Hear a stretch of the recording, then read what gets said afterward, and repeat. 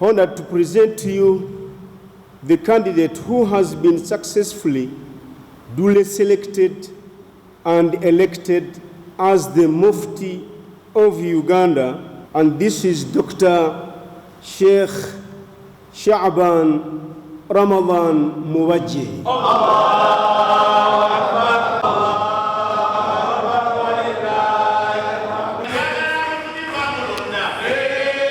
Njagala kukikkaatiriza sinnafuna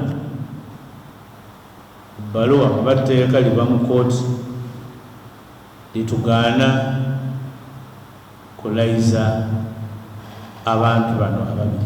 Sikyasaba kisanja kirala ebyange byali bigize eki bijjudde, n'olwekyo ensonga eyo bwebanga evuddeyo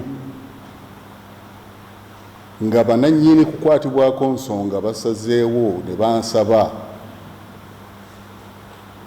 nzikiriza Allah kyanaaba nsobosezza era nja kukikola na mwoyo gumu. Njagala ekiseera kino ekisanja kino kyengenda okutandika kibeere kyakuteekateeka transition okujjulula obukulembeze okugenda mu mikono emirala. Download the app on App Store or Google Play Store now.